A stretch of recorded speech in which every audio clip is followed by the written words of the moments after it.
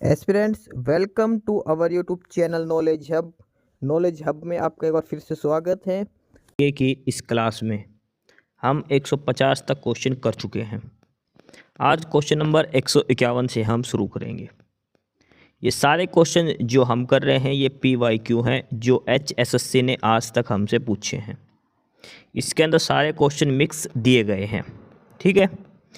इसके अलावा क्लास की PDF आपको मिलेगी डिस्क्रिप्शन बॉक्स में, टेलीग्राम चैनल का लिंक है, वहाँ से आपको टेलीग्राम चैनल ज्वाइन करना है नॉलेज हब के नाम से। वहाँ पर आपको PDF वगैरह सारी मिलेगी।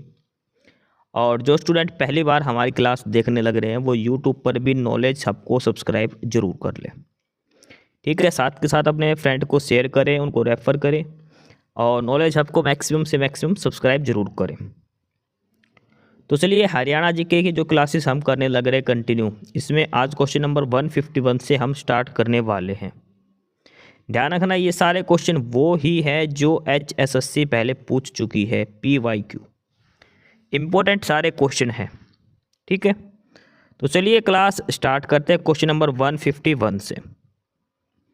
क्वेश्चन नंबर 151 दिया है, हरियाणा के किस प्रसिद्ध मेले में सरोवर में स्नान तथा पितरों की शुद्धि के लिए पिंडदान जैसे बड़े बड़े अनुष्ठान होते हैं? कौन सा मेला है जहाँ पर स्नान भी किया जाता है और पितरों को पिंडदान भी किया जाता है? ऑप्शन है सूर्य ग्रहण का मेला, पेहवा का मेला, फल्गु मेला या इनमें से कोई नहीं। तो वो जो मेला है वो है पेहवा का मेला। पेहवा का मेला है जहाँ पर पितरों का पिंडदान वगैरह किया जाता है। अगला है प्रश्न नंबर 152, कैथल के फरल गांव में किस मेले का आयोजन किया जाता है? ये क्वेश्चन कम से कम 10 बार पूछा जा चुका है। कैथल के फरल गांव में कौन सा मेला आयोजित किया जाता है? फल्गु का मेला, पेहवा का मेला, शीतला माता मेला या उपरोक्त सभी? तो कैथल के फरल गांव में जो मेला आयोजित होता है वो है फल्गु का मेला, फल्गु मेला होता है, ठीक है।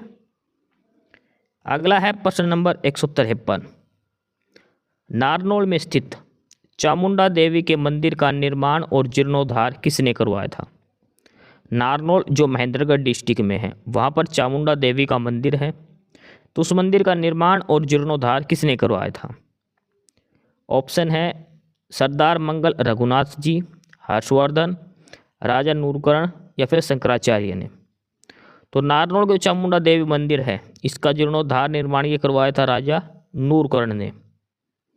राजा नूरकर्ण। देखो ये क्वेश्चन 1-2 बार ही पूछे गए हैं, लेकिन ऐसे हट के क्वेश्चन है जो आपको कहीं नहीं मिलेंगे ऐसे क्वेश्चन। अगला है प्रश्न नंबर 154, देवी तालाब का शिव मंदिर का निर्माण किसने करवाया था? देवी तालाब का शिव मंदिर का निर्माण किसने करवाया था? ऑप्शन है बाबा लक्ष्मण गिरी ने, राजा अनुरूप सिंह ने, सरदार मंगल रघुनाथ ने या इनमें से कोई नहीं। तो देवी तालाब का जो शिव मंदिर है इसका निर्माण करवाया था सरदार मंगल रघुनाथ जी ने, सरदार मंगल रघुनाथ जी ने। अगला है प्रश्न नंबर 155, हरियाणा में वह धार्मिक स्थान जहां सूर्य ग्रहण के अवसर पर लाखों यात्री स्नान और धर्म अनुष्ठान करते हैं। सूर्य ग्रहण के अवसर पर जब एक स्पेशल मेला लगता है हरियाणा के अंदर, और ये मोस्ट इम्पोर्टेंट है, ये क्वेश्चन मोस्ट इम्पोर्टेंट क्वेश्चन है, ठीक है। ऑप्शन है कैथल में स्थित नवग्रह कुंड में, नंबर 2 नारनौल में स्थित चामुंडा देवी के स्थान पर, नंबर 3 है कुरुक्षेत्र के धार्मिक स्थान या फिर इनमें से कोई नहीं। तो सूर्य ग्रहण के अवसर पर जो मेला लगता है वो लगता है कुरुक्षेत्र में, कुरुक्षेत्र में ब्रह्म सरोवर के आसपास वहाँ पर लगता है, ठीक है। सूर्य ग्रहण के अवसर पर वहाँ पर मेला लगता है, स्नान वगैरह किया जाता है ब्रह्म सरोवर के अंदर। कुरुक्षेत्र इसका आंसर हो जाएगा। प्रश्न नंबर 156 है, हरियाणा में लोकगीत किस अवसर पर गाए जाते हैं? लोकगीत जो सामान्य जो हरियाणा के लोकगीत है वो कब कब गाए जाते हैं? पर्व, त्यौहार, तीर्थ और व्रत पर, सही बात है, कोई भी त्यौहार पर्व वगैरह तब गाए जाते हैं। जन्म होने पर भी, विवाह में भी गाए जाते हैं, सावन फागुन महीने में भी गाए जाते हैं, उपरोक्त सभी। तो हर किसी इवेंट में हरियाणा में लोकगीत गाए जाते हैं, कोई भी अवसर हो हर अवसर पर हरियाणा में लोकगीत गाए जाते हैं। प्रश्न नंबर 157 है, हरियाणा के किस लोक नृत्य को चांदनी रात में खुले मैदान में किया जाता है? कौन सा लोक नृत्य है हरियाणा का जिसे चांदनी रात में खुले मैदान में किया जाता है? लूर, मंजीरा, धमाल या फिर खोड़िया? देखो, खोड़िया तो होता है विवाह के अवसर पर, जब बारात चली जाती है उसके बाद लड़के के घर वाले करते हैं लड़के के घर में खोड़िया। तो चांदनी रात में खुले मैदान में किया जाने वाला जो नृत्य है वो है धमाल नृत्य। Oldest dance of Haryana since Mahabharata, Mahabharata के काल से हरियाणा का सबसे पुराना नृत्य है धमाल नृत्य, जो चांदनी रात में खुले मैदान में किया जाता है। उसके बाद अगला है प्रश्न नंबर 158। हरियाणा में धमाल लोक नृत्य किस क्षेत्र में किया जाता है? धमाल जो हरियाणा का सबसे पुराना लोक नृत्य है, चांदनी रात में खुले क्षेत्र में किया जाता है। तो किस हरियाणा में कहाँ पर होता है? झज्जर और महेंद्रगढ़, या फिर कुरुक्षेत्र में, या फिर हिसार? तो धमाल जो लोक नृत्य है ये हरियाणा के झज्जर और महेंद्रगढ़ की साइड अधिक किया जाता है, झज्जर और महेंद्रगढ़ डिस्ट्रिक्ट में। प्रश्न नंबर 159 दिया है, हरियाणा में मंजीरा एक लोक नृत्य है, हरियाणा का मंजीरा लोक नृत्य किस क्षेत्र में किया जाता है? किस डिस्ट्रिक्ट में, किस एरिया में ये जो है लोक नृत्य किया जाता है मंजीरा लोक नृत्य? कुरुक्षेत्र, बांगड़ क्षेत्र, या फिर मेवात में? तो ये होता है मेवात के आसपास, मेवात, नूह मेवात की साइड मंजीरा जो लोक नृत्य है वो किया जाता है। और धमाल जो लोक नृत्य है ये है झज्जर और महेंद्रगढ़ में किया जाता है। अगला प्रश्न ये मंजीरा लोक नृत्य से संबंध है कि मंजीरा लोक नृत्य में क्या बजाया जाता है? देखो, मंजीरा लोक नृत्य होता कहाँ पर? मेवात की साइड। इसमें क्या बजाते हैं? डफ, मंजीरा, नगाड़े, उपरोक्त सभी। तो इसके अंदर सारी चीज़ें बजाई जाती हैं, डफ, मंजीरा, नगाड़े, आपने देखा हो ढोल बाजे, और एक डमरू जैसा होता है, वो सारी चीज़ें बजाई जाती है इसमें। मंजीरा, नगाड़े, सारी चीज़ इसमें बजाई जाती है। अगला है प्रश्न नंबर 161। कौन सा लोक नृत्य बांगड़ क्षेत्र में किया जाता है? देखो, लोक नृत्य के जितने भी क्वेश्चन हैं ये सारे मोस्ट इंपोर्टेंट क्वेश्चन आप लगा के चलना, यहाँ से 1 से 2 क्वेश्चन जरूर पूछे जाएंगे, ठीक है। और जो कैंडिडेट पहली बार देख रहे हैं वो नॉलेज हब को सब्सक्राइब जरूर कर लेना। साथ के साथ डिस्क्रिप्शन बॉक्स में टेलीग्राम चैनल का लिंक है, वहाँ से नॉलेज हब ज्वाइन कर लेना, आपको PDF मिल जाएगी। बहुत सारे सब्जेक्ट की PDF मैंने डाल रखी है, हरियाणा GK की, और भी सब्जेक्ट की PDF, सारे सब्जेक्ट की PDF मिलेगी, हिंदी की, रीजनिंग की, हर सब्जेक्ट की आपको PDF मिलेगी नॉलेज हब पर, आप ज्वाइन जरूर कर लेना, ठीक है। तो प्रश्न नंबर 161 था कि कौन सा लोक नृत्य बांगड़ क्षेत्र में किया जाता है? लूर, मंजीरा, फाग, या फिर डमरू? तो बांगड़ क्षेत्र में जो किया जाता है वो है लूर नृत्य, लूर नृत्य। अगला प्रश्न नंबर 162। हरियाणा में कौन सा लोक नृत्य मुख्य रूप से शादी के अवसर पर किया जाता है? शादी के अवसर पर कौन सा लोक नृत्य किया जाता है? छठी, देखो छठी तो होता है जन्म के 6 दिन बाद, बच्चे के जन्म के बाद। लूर नृत्य, धमाल नृत्य जो हरियाणा का सबसे पुराना है, झज्जर और महेंद्रगढ़ की साइड रात को ये किया जाता है। बच गया घोड़ा, घोड़ा और जो खोड़िया ना, ये सारे विवाह के अवसर पर किए जाने वाले नृत्य हैं। अगला है प्रश्न नंबर 163। हरियाणा के कुरुक्षेत्र में ज्योतिषर तीर्थ क्यों प्रसिद्ध हैं? ज्योतिषर जो तीर्थ हैं कुरुक्षेत्र के अंदर क्यों प्रसिद्ध हैं? ऑप्शन ए है सर्वेश्वर महादेव मंदिर, स्थानेश्वर महादेव मंदिर, या फिर श्री कृष्ण ने अर्जुन को गीता का उपदेश दिया था, या इनमें से कोई नहीं। देखो, सर्वेश्वर महादेव मंदिर ये तो है ब्रह्म सरोवर के बीच में, एकदम ब्रह्म सरोवर के बीच में। स्थानेश्वर महादेव भी एक कुरुक्षेत्र के अंदर है, लेकिन ज्योतिषर में नहीं है। ये ज्योतिषर क्यों प्रसिद्ध है, ये क्वेश्चन बहुत इंपॉर्टेंट है, क्योंकि ज्योतिषर के अंदर भगवान श्री कृष्ण ने अर्जुन को गीता का उपदेश दिया था। ज्योतिषर जो जगह है वहाँ पर भगवान श्री कृष्ण ने अर्जुन को गीता का उपदेश दिया था। कुरुक्षेत्र जिले के अंदर जगह का नाम है ज्योतिषर, ठीक है। वट वृक्ष के नीचे उन्होंने ये दिया था, ये भी याद रखना। अगला प्रश्न नंबर 164। हरियाणा के कुरुक्षेत्र जिले में स्थित है, इनमें से कौन सा जो हरियाणा के कुरुक्षेत्र में है? सर्वेश्वर महादेव मंदिर ये कुरुक्षेत्र के अंदर है, ब्रह्म सरोवर पे है। ज्योतिषर सरोवर तीर्थ ये भी कुरुक्षेत्र के अंदर है। इसके अलावा स्थानेश्वर महादेव मंदिर ये भी कुरुक्षेत्र के अंदर, ठीक है। ये 3-4 जगह हैं। देखो, कुरुक्षेत्र के ऊपर क्वेश्चन जरूर बनेगा, कुरुक्षेत्र डिस्ट्रिक्ट के ऊपर ये जो स्थल है जो देखने के, तो कुरुक्षेत्र के ऊपर क्वेश्चन जरूर बनेगा, 101% बनेगा कुरुक्षेत्र के ऊपर। ये इम्पोर्टेंट क्वेश्चन है। एक गीता महोत्सव जो है कुरुक्षेत्र का अंतर्राष्ट्रीय स्तर पर है, तो यहाँ से क्वेश्चन जरूर बनेगा कुरुक्षेत्र पे। अगला है प्रश्न नंबर 165। कुरुक्षेत्र का प्रसिद्ध सर्वेश्वर महादेव मंदिर का निर्माण किसने करवाया? सर्वेश्वर महादेव मंदिर का निर्माण किसने करवाया था? हर्षवर्धन ने, बाबा श्रवणनाथ ने, पुष्यभूति या इनमें से कोई नहीं? तो वो करवाया था बाबा श्रवणनाथ ने।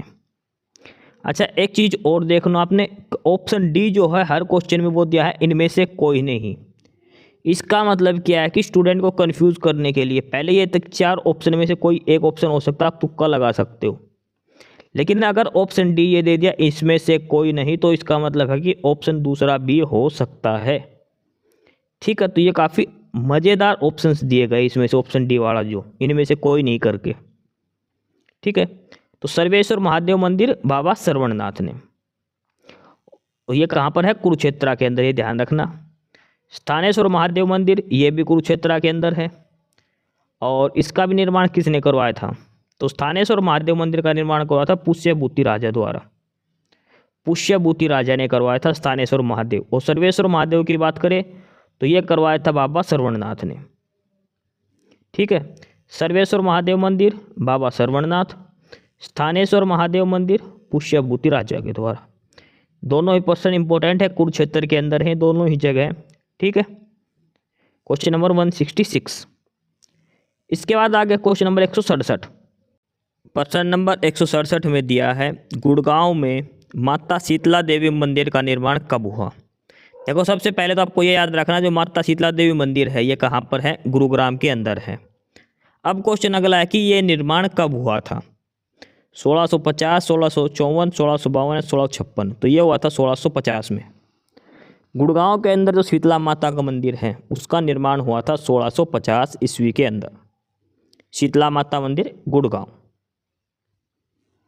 अगला प्रश्न नंबर 168। किस स्थान पर मनोकामना पूरी होने पर घड़ी चढ़ाई जाती है? घड़ी चढ़ाते जब हमारी कोई मनोकामना पूर्ण हो जाती है, तो ऐसा कौन सा स्थल है वो? स्थानेश्वर महादेव मंदिर, 9 गजा की मजार पर, ज्योतिषर सरोवर तीर्थ या इनमें से कोई नहीं? तो मनोकामना पूरी होने पर घड़ी जो चढ़ाई जाती है वो है पीर 9 गजा की मजार पर। पीर 9 गजा की मजार पर।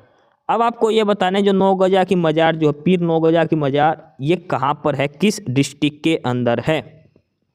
पीर 9 गजा की मजार ये किस डिस्ट्रिक्ट के अंदर है, आपको ये बताना है। इम्पोर्टेंट क्वेश्चन है ये भी। पीर 9 गजा की मजार कहाँ है, ये भी इम्पोर्टेंट है, आपको करना है ये। प्रश्न नंबर 169 है कि हरियाणा का धान का कटोरा और हरियाणा का पेरिस, धान का कटोरा और हरियाणा का पेरिस किस शहर को, किस डिस्ट्रिक्ट को कहा जाता है? धान का कटोरा और हरियाणा का पेरिस, तो ये कहा जाता है करनाल को। करनाल को हरियाणा का पेरिस कहा जाता है और धान का कटोरा भी कहा जाता है। इंपॉर्टेंट है क्वेश्चन, ये क्वेश्चन कई बार पूछा गया सेम स्टेटमेंट के साथ। ठीक है, अगला है प्रश्न नंबर 170। भक्त कवि सूरदास का जन्म सीही गांव में हुआ, तो सीही गांव हरियाणा के किस जिले में है? देखो, इसके अंदर 2 प्रश्न हैं। पहले तो ये सूरदास जी का जन्म कहाँ पर हुआ था, तो सीही गांव के अंदर। अगला क्वेश्चन है कि सीही गांव किस जिले के अंदर है? अम्बाला, गुड़गांव, पानीपत या फिर फरीदाबाद? तो सीही जो गांव है ये फरीदाबाद के अंदर है। यानी कि सूरदास जी का जन्म कहाँ पर हुआ था? फरीदाबाद। फरीदाबाद के अंदर कहाँ पर? सीही गांव में। इंपॉर्टेंट चीज़ है ये सारे के सारे PYQ हैं जो HSSC ने बार बार हमसे पूछे हैं। मोस्ट इम्पोर्टेंट ये क्वेश्चन है HSSC के।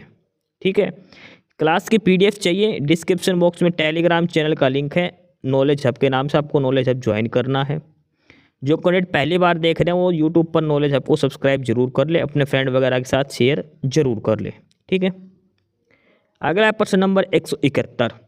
जागीरदार शाह कुली खान ने जल महल नामक एक ऐतिहासिक स्मारक का निर्माण करवाया था, कहाँ पर है?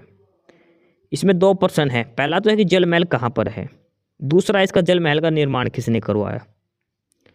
तो जल महल जो बनाया था वो बनाया था शाह कुली खान ने। शाह कुली खान ने जल महल का निर्माण करवाया था। और ये कहाँ पर है? नारनौल, रेवाड़ी, फरीदाबाद या करनाल। तो जल महल है नारनौल के अंदर, और नारनौल किस डिस्ट्रिक्ट के अंदर है? महेंद्रगढ़ में। ठीक है, तो जल महल कहाँ पर है? नारनौल, महेंद्रगढ़ के अंदर। एक नारनौंद है, वो अलग जगह है, ये नारनौल है, नारनौल महेंद्रगढ़। इसके बाद अगला है प्रश्न नंबर 172। हरियाणा पर कुतुबुद्दीन ऐबक का आधिपत्य कब हुआ? कुतुबुद्दीन ऐबक जो गुलाम वंश का शासक था, इसने हरियाणा पर कब अपना अधिकार करा? तो वो करा था 1206 में। कुतुबुद्दीन ऐबक ने हरियाणा पर अपना अधिकार जमाया था 1206 में। अगला प्रश्न है, रजिया सुल्तान जो है, रजिया बेगम, इसका कत्ल कहाँ हुआ था? तो रजिया सुल्तान ये है पहली महिला मुस्लिम सुल्तान थी, पहली महिला मुस्लिम सुल्तान है रजिया बेगम। इसकी हत्या भी हुई थी कैथल में, इसकी कब्र भी कैथल के अंदर ही है। 1240 में इसकी हत्या हुई थी, रजिया सुल्तान की, रजिया बेगम की। अगला है प्रश्न, बलबन का राज्य कब से कब तक रहा? बलबन का राज्य कब से कब तक रहा? तो बलबन जो बना था, ये बना था 1266 से लेकर 1287 तक। 1266 से लेकर 1287 तक बलबन का शासन रहा। प्रश्न नंबर 175 है, खिलजी वंश का आगमन कब हुआ? खिलजी वंश का आगमन कब हुआ? तो खिलजी वंश का आगमन हुआ था 1290 में। खिलजी वंश का आगमन हुआ था 1290 में। इसके बाद अगला प्रश्न नंबर 176 है, अलाउद्दीन खिलजी का शासनकाल कब से कब तक रहा? अलाउद्दीन खिलजी का शासनकाल तो वो था 1296 से लेकर 1316 तक।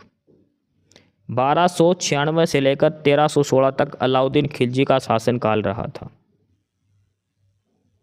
अगला है, तैमूर ने आक्रमण कब करा? तो तैमूर लंग इसने आक्रमण करा 1398 में।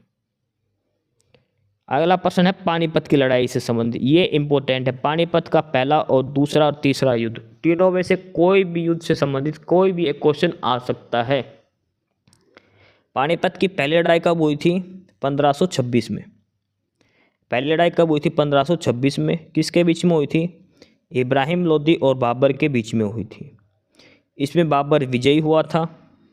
पानीपत की पहली लड़ाई है जिसमें बाबर ने तोपों का प्रयोग करा था, तोप जो है उसका प्रयोग करा था बाबर ने, ये ध्यान रखना। पानीपत की जो पहली लड़ाई हुई थी 1526, उसमें बाबर ने पहली बार तोप खाने का प्रयोग करा था।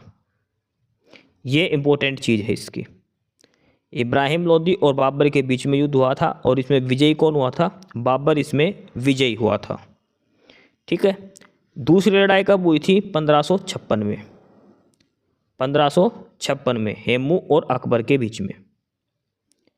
ठीक है, और तीसरी लड़ाई आपको बताना है कब हुई थी।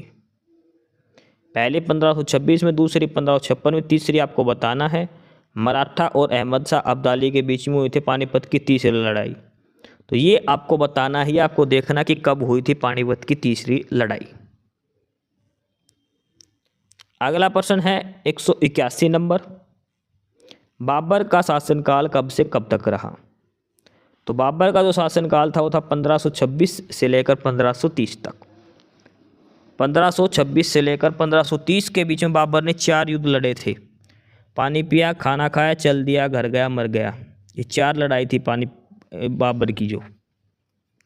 ठीक है, और ये हरियाणा के ऊपर शासन का ही है। 1526 पहला पानीपत की लड़ाई कर जीती थी बाबर ने। पानी पिया, फिर खाना का पानीपत की लड़ाई, फिर खानवा का युद्ध, फिर चंदेरी का युद्ध। ठीक है, ये 4 युद्ध लड़े थे। लास्ट में इसकी मृत्यु हो जाती है 1530 के अंदर बाबर की। अगला है प्रश्न नंबर 182, मोहन सिंह मंडार ने बाबर के खिलाफ विद्रोह कब किया? मोहन सिंह मंडार, और ये चौथी लड़ाई है जो बाबर ने लड़ी थी, और ये हुआ था 1530 के अंदर। 1530 के अंदर।